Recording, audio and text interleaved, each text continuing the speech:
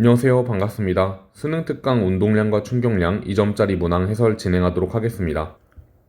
1번 문제는 운동량 보존을 이용하면 되는 가벼운 문항인데 처음에는 BC가 정지해 있고 그리고 A가 V의 속력으로 다가가고 있습니다.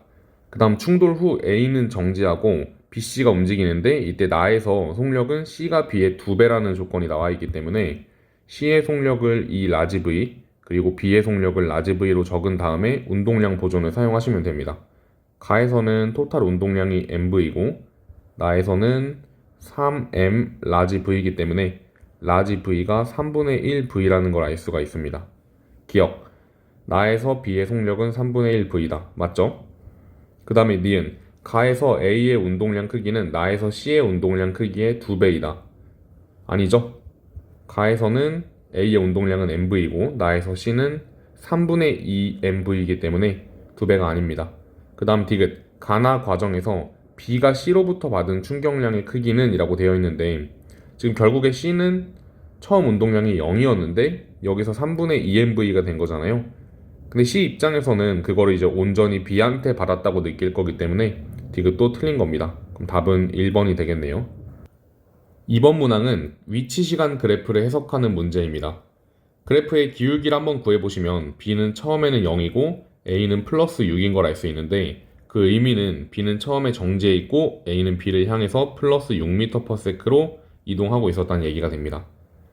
그 다음에 2초에 AB의 그래프의 기울기가 달라졌죠. 그 얘기는 이제 충돌로 인해서 AB의 속도가 바뀌었다는 건데 A는 기울기가 0이 되고 그리고 B는 2분의 6이기 때문에 플러스 3이 되는 겁니다. 즉 충돌 후에 A는 정지했고 B는 플러스 3이 된 거죠. 그럼 A 같은 경우는 속도가 6m/s만큼 변했고 B는 3m/s만큼 변했기 때문에 속도 변화량이 적은 2배 적은 B 쪽이 질량은 2배가 크다는 것도 알 수가 있습니다. 기억, 1초일 때 A의 운동량 크기는 질량이 2kg이고 속도가 6m/s이기 때문에 맞고요. 그 다음에 니은, B의 질량은 4kg이다. 맞습니다. 그 다음에 디귿, A와 B가 충돌하는 동안 B가 A로부터 받은 충격량은 운동량의 변화량이기 때문에 디귿도 맞겠네요. 답은 5번이 됩니다. 다음 문항 풀어보도록 하겠습니다. 3번 문제의 조건을 읽어보시면 충돌 후 속력은 B가 A의 2배라는 조건이 나와 있는데요. 그러면 충돌 후에 B의 속력을 2V라고 두면 그러면 A의 속력은 V가 되겠죠? 그래서 운동량 보존을 이용하시면 됩니다. 충돌 전의 운동량은 10하고 6이기 때문에 더하면 16이 되는데 그럼 충돌 후에 A의 운동량은 2V 그리고 충돌 후 B의 운동량은 6V가 됩니다. 따라서 V는 2m/s라는 걸 알 수가 있겠죠? 그럼 기억은 틀렸다는 걸 알 수가 있고 그 다음에 니은, B의 운동량 크기는 충돌 후가 충돌 전의 2배인지를 물어보고 있는데 지금 여기서는 속력이 2m/s였고 충돌 후에는 4m/s가 되는 것이니까 2배가 맞습니다. 그 다음에 B의 운동량 변화량을 보면은 처음 B의 운동량은 6인데 나중에는 12가 된 거니까 총 운동량의 변화량이 6이 되겠죠. 따라서 이 충격량은 8이 아니라 6이 되어야 합니다. 답은 2번이네요. 4번 문제를 먼저 해석을 해보면 T는 0일 때 두 물체는 정지해 있었고 그리고 각각 일정한 크기의 힘을 받아서 서로를 향해 운동한다고 나와 있습니다.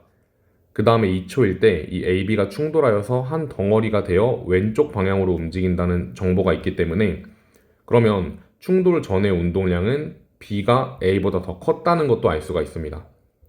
그리고 이 그림 나에 있는 그래프는 P랑 Q는 AB에 작용하는 힘의 크기를 순서 없이 나타낸 건데 그럼 이거는 FT 그래프이기 때문에 넓이를 구하면 운동량의 변화량, 충격량을 구할 수가 있겠죠?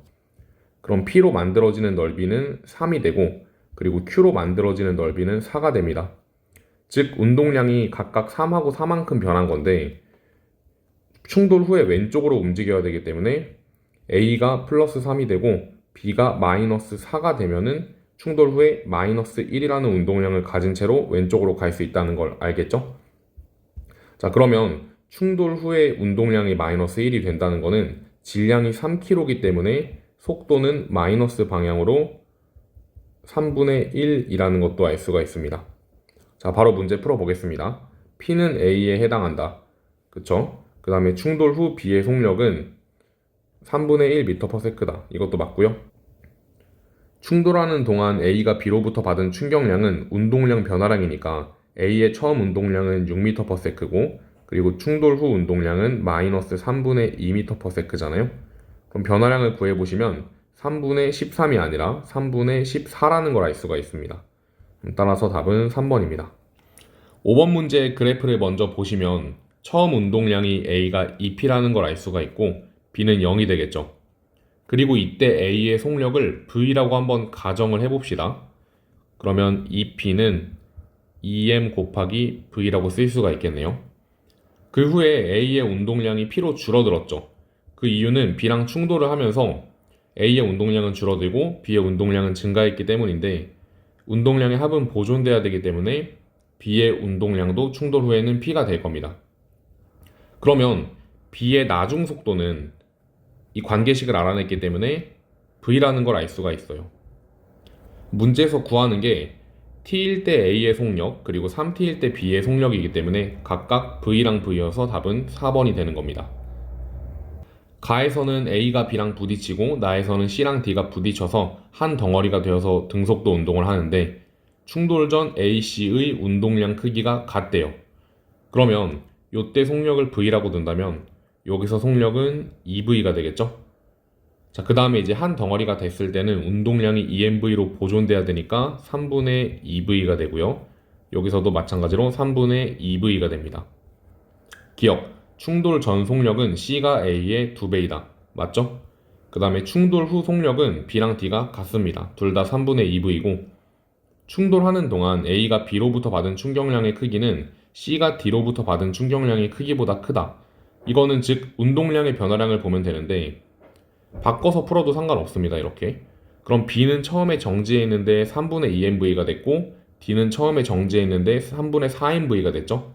따라서 이쪽이 더 크다는 걸 알 수가 있습니다. 그럼 디귿은 틀렸으니까 답은 3번이네요. 자, 다음 문항 풀어보도록 하겠습니다. 자, 7번 문제의 A는 이 구간 1을 통과하는 동안 속도가 변할 거예요. 그 다음에 이제 B랑 충돌하게 되는데 이 둘이 한 덩어리가 되어서 등속도로 움직이고 있죠. 여기서 중요한 거는 A가 B로부터 받은 충격량이 9분의 2MV라는 거예요. 그러면 B도 마찬가지로 A로부터 받은 충격량이 9분의 2MV고 운동량이 9분의 2MV만큼 변했겠죠. 따라서 B의 나중 운동량이 9분의 2MV가 되는 겁니다.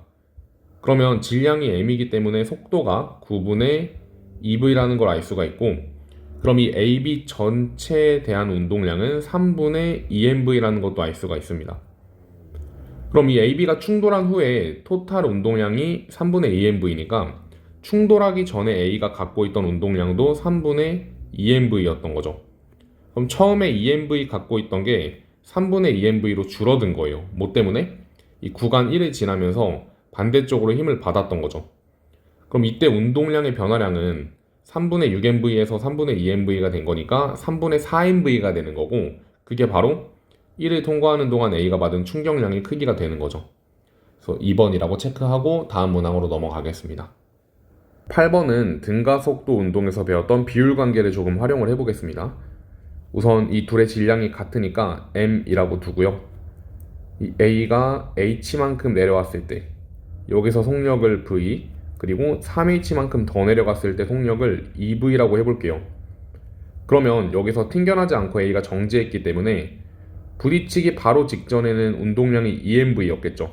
근데 0이 된 거니까 이때 충격량은 2MV가 됩니다.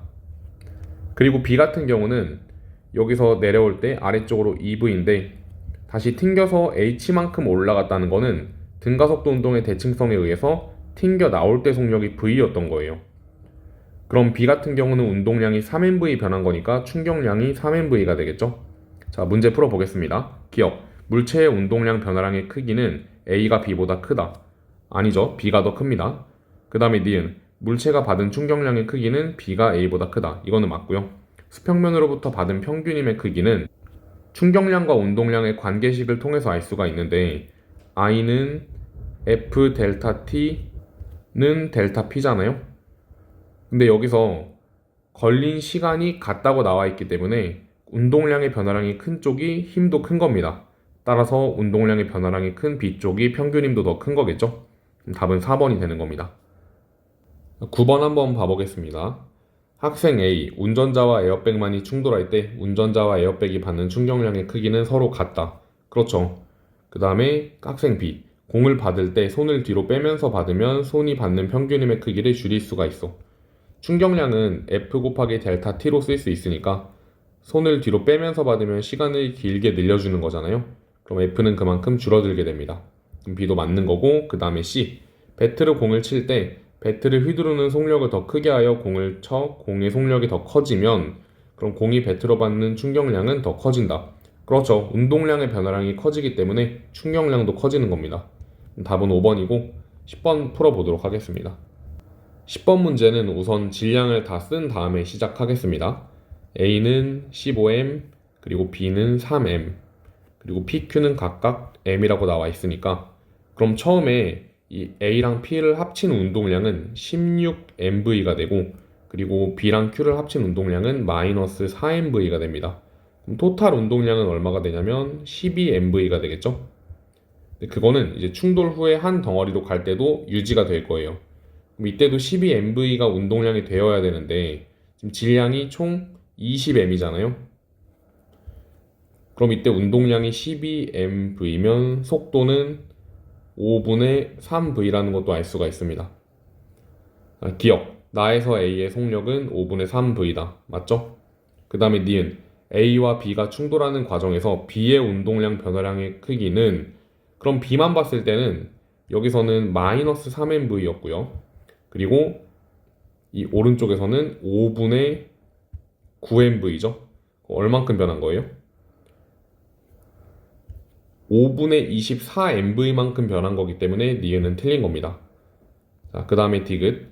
충돌하는 동안 Q가 B로부터 받은 충격량의 크기는 P가 A로부터 받은 충격량의 크기의 4배이다.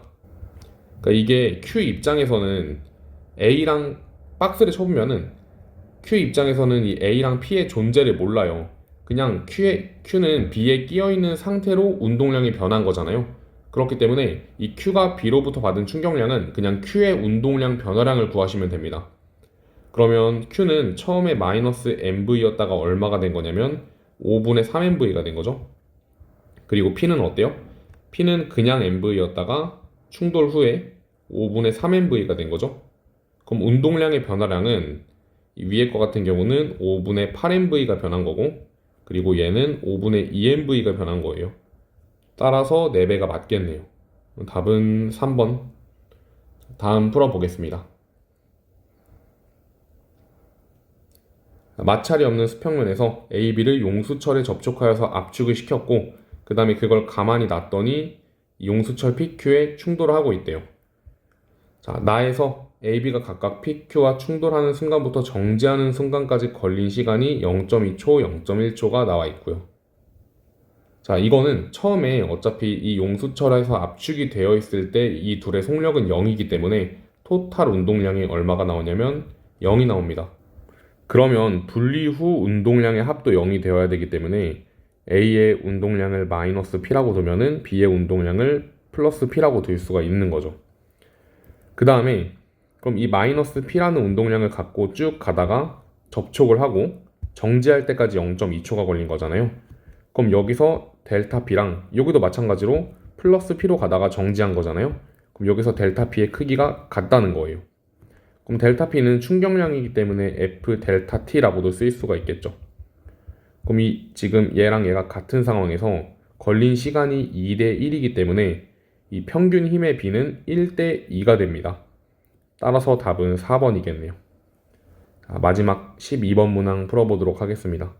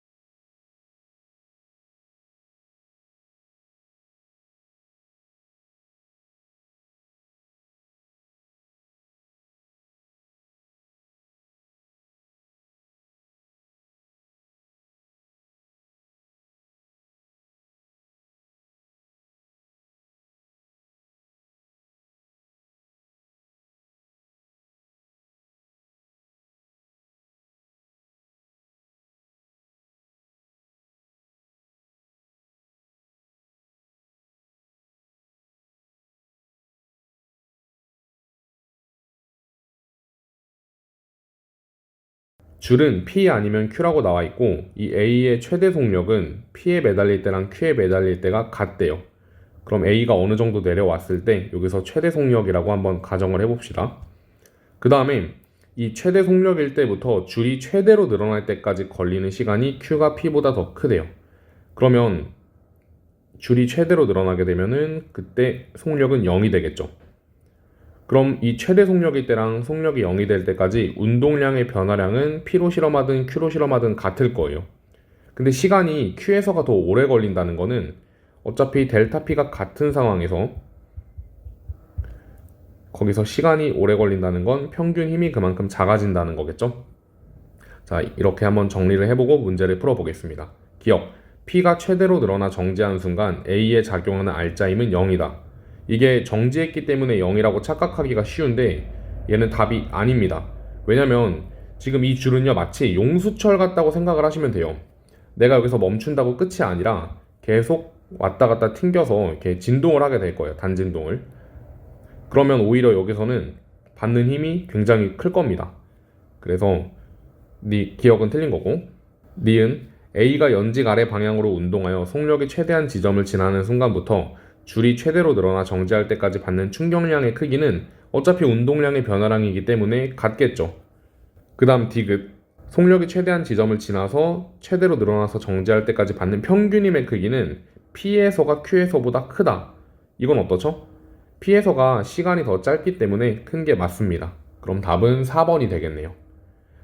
자, 이렇게 해서 운동량과 충격량 2점짜리 해설을 마무리했고 다음에 3점짜리 문항으로 찾아뵙도록 하겠습니다. 감사합니다.